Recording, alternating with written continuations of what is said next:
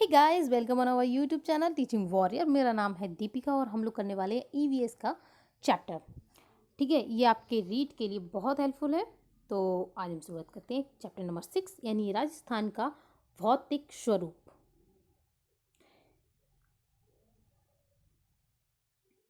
राजस्थान का पश्चिमी भाग कैसा है? मरुस्थलीय है। ठीक है, और पूर्वी और दक्षिण पूर्वी भाग कैसा है? पठारी है। अब देखिए, जैसे ये है राजस्थान। ठीक है, अरे इसे छोड़ो, इसे ही देख लो। ये है, ठीक है। इसका ये जो पश्चिमी भाग है ये कैसा है? मरुस्थलीय है। और ये वाला जो भाग है ये कैसा है? पठारी है। ठीक है, देखो हो गया ना, दक्षिणी, पूर्व और ये पश्चिमी। अब नेक्स्ट देखो, अतः भू संरचना के आधार पर राजस्थान को कितने चार भौतिक भागों में बांटा गया है। पहला कौन सा है? थार का मरुस्थल, दूसरा है अरावली, तीसरा है पूर्वी मैदान और चौथा है दक्षिणी पूर्वी पठार। ठीक है, अब हम एक एक करके इनको देखते हैं। ठीक है,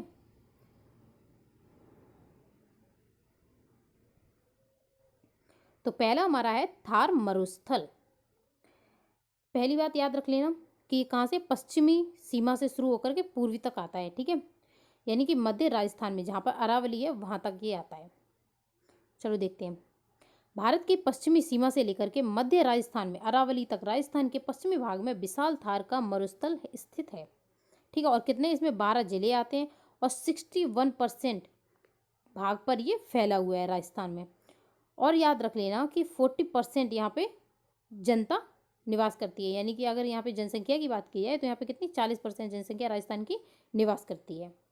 नेक्स्ट है, मरुस्थल विश्व के अन्य मरुस्थल की तुलना में अधिक घनत्व वाला है। अधिक यहाँ पे पशु घनत्व है, वर्षा भी है और खनिज विविधता है, वनस्पति है, कृषि सिंचाई के साधन और सर्वाधिक जैव विविधता आदि के कारण ये विश्व का सबसे धनी मरुस्थल कहलाता है। ये इंपॉर्टेंट है लाइन, कौन सा? ये विश्व का सबसे धनी मरुस्थल कहलाता है। नेक्स्ट देखते हैं। देखो,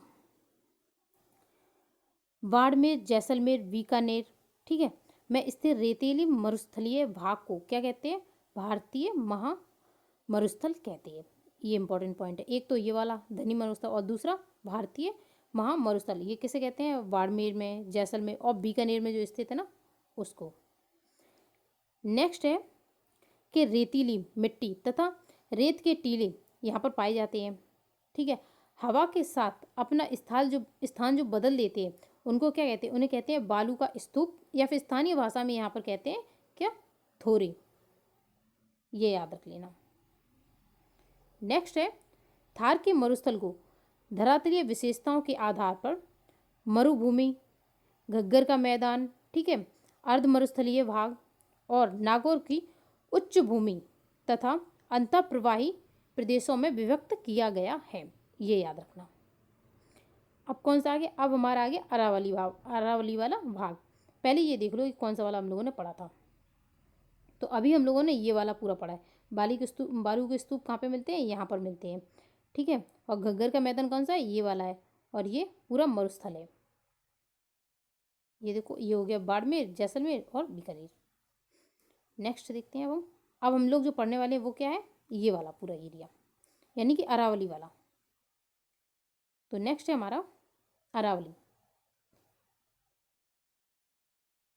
अरावली पर्वत, ये देखो, मध्य भाग में दक्षिण पश्चिम से उत्तर पूर्व दिशा में राज्य में कुल कितने? 9% भाग पर ये फैला हुआ है।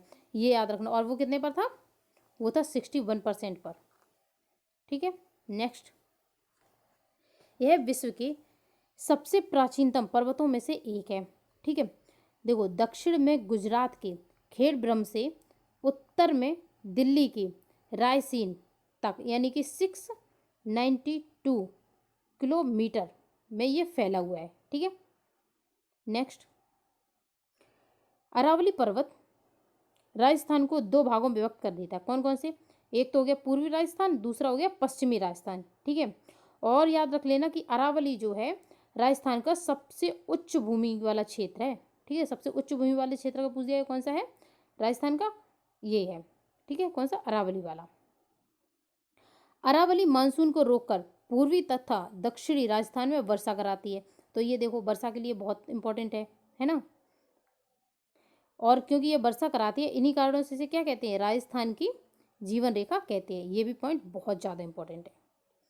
नेक्स्ट दिया है, राजस्थान में अरावली पर्वत की सबसे ऊंची चोटी कौन सी है, गुरु शिखर। इसकी हाइट कितनी है, 1722। ठीक है, ये कहाँ पर है, ये सिरोही में माउंट आबू पर स्थित है। अब हमारा आ गया पूर्वी मैदान। देखो राजस्थान का पूर्वी मैदान ये चंबल, बनास और बाणगंगा उनकी सहायक नदियों द्वारा निर्मित होता है, जो कि विस्तृत रूप से गंगा के मैदान का ही एक प्रवाह है।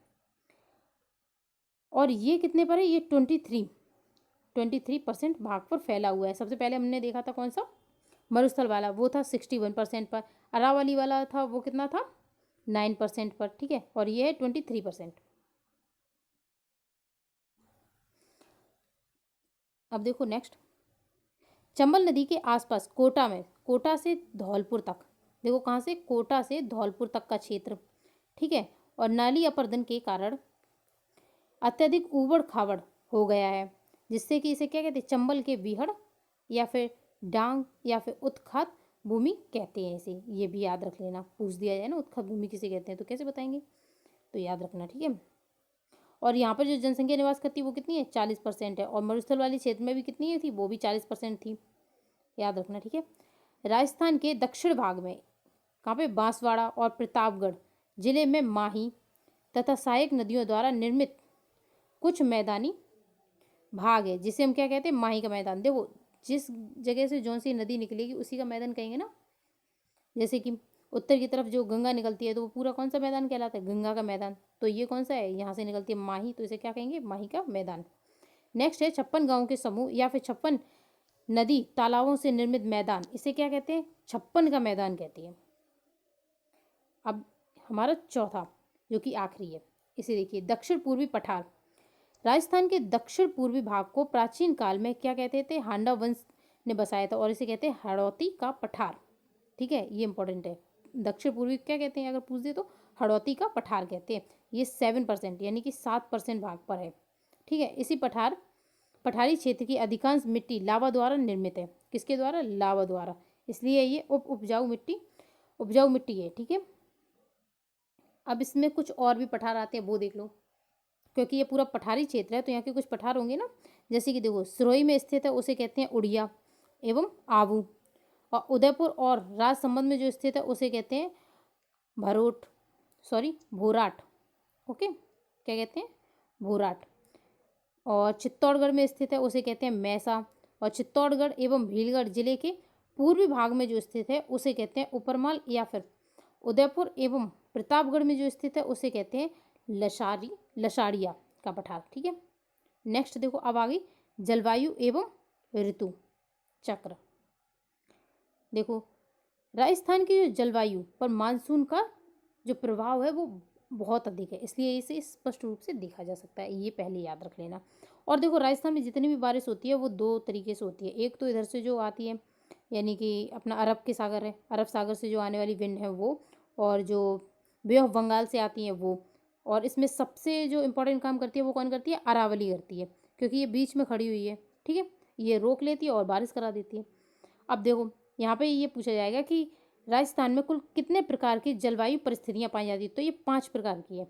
ठीक है, राजस्थान के पश्चिमी भाग में यानी कि 61% भाग में शुष्क एवं अर्ध शुष्क मरुस्थलीय जलवायु है। ठीक है, ये याद रख लेना। नेक्स्ट देखो, जलवायु की औसत अवस्थाओं के आधार पर कहा जा सकता है कि राजस्थान भारत में अन्य प्रदेशों की तुलना में कैसा है, शुष्क है।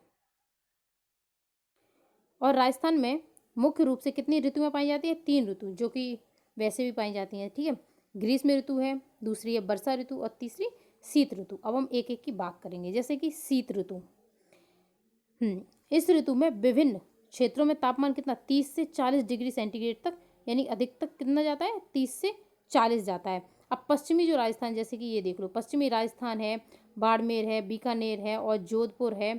ठीक है, और नगर है इधर, और चुरू है।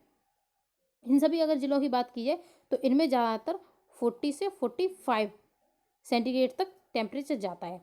ठीक है, अब देखो थार मरुस्थल, हमेशा मरुस्थल की एक विशेषता क्या होती है, ये जितनी जल्दी गर्म होता है उतनी ही जल्दी ये ठंडा होता है। यानी कि जब दिन होगी तब तो इनका टेम्परेचर अधिक होगा और जब रात हो जाएगी तो इनका टेम्परेचर कम हो जाएगा, और इसी की वजह से इनका जो ये तापांतर होगा ये कैसा होगा, बहुत अधिक होगा। ठीक है, याद रख लेना। अब देखो, अगर राजस्थान का सबसे ठंडा स्थान पूछ दिया जाए तो वो होगा माउंट आबू। ठीक है, और ये सबसे ऊंचाई पर स्थित है इसलिए और है ठंडा। ठीक, अब देखो यहाँ पर जो गर्मियों के टाइम पे जो धूल भरी हवाएं चलती हैं उन्हें हम क्या कहते हैं, लू कहते हैं। और शायद आपको पता हो पूर्वी भारत में जो भी गर्म लू चलती है जो गर्मियों के टाइम पर, उसे भी क्या कहते हैं, उसे लू ही कहते हैं। ठीक है, और इसे भी क्या कहते हैं, लू। इनकी गति कितनी होती है, 100 किलोमीटर प्रति घंटा। अब देखो नेक्स्ट, राजस्थान की 90 से 90% तक जो वर्षा होती है वो कैसी होती है, मानसूनी हवाओं के द्वारा होती है, और जुलाई से सितंबर के मध्य होती है। ठीक है, अरब सागर और बंगाल की खाड़ी से जो मानसून आता है उससे वर्षा होती है, ये मैंने करा ही दिया। और बंगाल की खाड़ी से मानसून, ये भी करा दिया। ठीक है, पूर्वी राजस्थान में वर्षा करता है। नेक्स्ट है, अरब सागर से मानसून से अधिकतम वर्षा जो होगी कहाँ पे होगी, दक्षिण। अब देखो ये है जैसे कि राजस्थान, ठीक है, अब इधर है अरब सागर, तो यहाँ से जब आएगी विंड तो सबसे पहले कहाँ पे आएगी, दक्षिण में आएगी, तो सबसे ज़्यादा बारिश कहाँ कराएगी, दक्षिण राजस्थान में कराएगी। ये तो वैसे भी समझने वाली बात है। ठीक है, नेक्स्ट देखो, सर्वाधिक वर्षा कहाँ पे होती है, झालावाड़ जिले में होती है, 100 सेंटीमीटर। और अगर सबसे कम पूछ दिया जाए, सबसे कम यानी कि ये सबसे अधिक आर्द्र जिला भी है। यानी देखो अगर वर्षा अधिक होगी तो आर्द्र भी होगा, यानी कि गीला, आर्द्र का मतलब गीला। ठीक है, जहाँ पर नमी रहे तो कौन सा होगा, झालवाड़। लेकिन अगर सबसे कम पूछ जाए तो जैसलमेर याद रखना, क्योंकि ये देखो कहाँ पे पड़ जाता है, पश्चिम में पड़ जाता है पूरा, यहाँ पे मरुस्थल है, तो सबसे कम कहाँ पे होगी, जैसलमेर में होगी। 10 सेंटीमीटर से भी कम होती है, तो जैसलमेर याद रख लेना। सबसे अधिक वर्षा प्राप्त करने वाला राजस्थान स्थान जो है वो है राजस्थान का माउंट आबू। ठीक है, माउंट आबू की हाइट कितनी बताई थी, 1722। कहाँ पे है, सिरोही में। ठीक है, अब देखो यहाँ पर औसत वर्षा कितनी होती है, ये होती है 150 सेंटीमीटर। नेक्स्ट, राजस्थान के दक्षिण पूर्व, यानी कि ये देखो ये दक्षिण पूर्व से उत्तर पश्चिम भाग की ओर लगातार वर्षा कैसी कम होती जाती है, जब से इधर जाते हैं तो कैसी कम होती जाती है। ठीक है, याद रखना। अरावली के पूर्व में कितनी, 50 सेंटीमीटर से अधिक, तथा पश्चिम में 50 सेंटीमीटर से कम। अब ये है अरावली, इधर तो ये 50 सेंटीमीटर से अधिक, लेकिन जब इधर जाएंगे तो कितनी होगी, 50 सेंटीमीटर से कम। ठीक है, अब हम करेंगे शीत ऋतु। राजस्थान में शीत ऋतु में तापमान धीरे धीरे कम होता है, कैसे, धीरे धीरे कम होता है। और पश्चिमी राजस्थान में रेत के अत्यधिक ठंडे हो जाने से जो टेम्परेचर वो कितना है, 0 डिग्री सेंटीग्रेड तक, यानी नीचे कम चला जाता है। ठीक है, यानी नीचे चला जाता है टेम्परेचर। अब ऊंचाई के कारण माउंट आबू राजस्थान में सबसे ठंडा स्थान है, ये मैं 2 बार बता भी चुकी हूँ, याद रखना। ठीक है, अब देखो जो याद रखने वाली बात है वो ये है कि भारत में शीत ऋतु में होने वाली जो वर्षा है उसे क्या कहते हैं, मावठ। क्या कहते हैं, मावठ। और ये जो शीत ऋतु में जो वर्षा होती है ये याद रख लेना, पश्चिमी विक्षोभ जिसे हम कहते हैं भूमध्य सागर से जो विंड आती है उनसे होती है। ठीक है, नेक्स्ट देखो, अकाल या मरुस्थल क्या कहलाता है। अब यहाँ पे क्या डेफिनेशन दी है, अकाल तथा मरुस्थल।